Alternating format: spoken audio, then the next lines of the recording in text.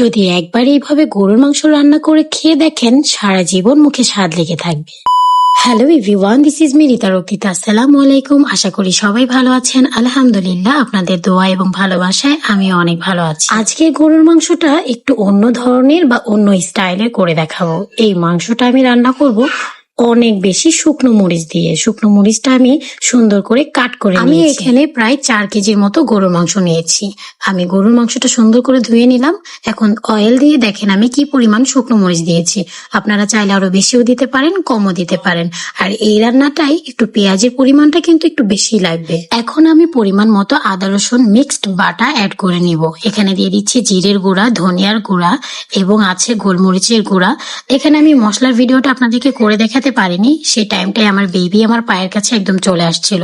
এখানে পর্যাপ্ত পরিমাণ আপনারা কাঁচামরিচ দিবেন, কারণ এখানে কাঁচামরিচের পরিমাণটাও একটু বেশি লাগবে। আস্ত মশলা যেগুলো আছে, তেজপাতা, বড় এলাচ, সাদা এলাচ এবং লং, দারচিনি, এগুলো একসাথে দিয়ে ভালো করে কষিয়ে নিব।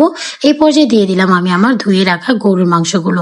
গরুর মাংসের পরিমাণটা বেশি নিয়েছি, কারণ বেশ কিছুদিন গরুর মাংস জাল দিয়ে খেলে দেখবেন গরুর মাংসর থেকে একটা এক্সট্রা ফ্লেভার আসে, যেটা আমাদের মুখে অনেক বেশি স্বাদের এবং মজাদার লাগে। তো আমি দেখছেন গরুর মাংসটা কিভাবে কষিয়ে নিচ্ছি। দেখেন আমার গরুর মাংসের ভেতর থেকে কি সুন্দর পানি উঠে গেছে।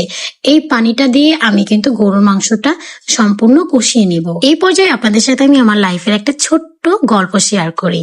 আমি যখন বিয়ের পর প্রথম গরুর মাংস রান্না করেছিলাম, তখন আমি গরুর মাংসটা একদম সস দিয়ে মিষ্টি করে ফেলেছিলাম, যেটা খেয়ে সবাই হতভম্ব হয়ে গিয়েছিল। আমার ছোট্ট স্টোরির মাধ্যমে এর মাঝে কিন্তু পানি দিয়ে চুলার আঁচটা কমিয়ে দমে রেখেছিলাম।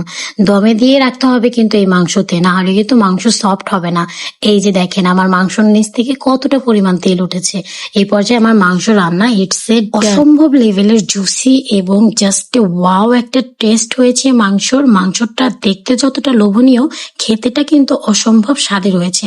আপনারা এই পর্যায়ে একটা কাজ করবেন, কিছুটা পরিমাণ গোলমরিচের গুঁড়া, জিরের গুঁড়ো, গরম মশলার গুঁড়ো উপর দিয়ে ছড়িয়ে নিয়ে মাংসটা নেড়ে চেড়ে নিবেন।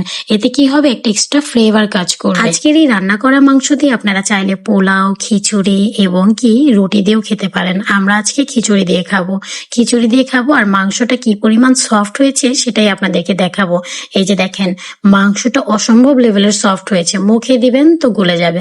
তো বন্ধুরা, আমি আমার ভিডিওর একদমই শেষ প্রান্তে চলে আসছি।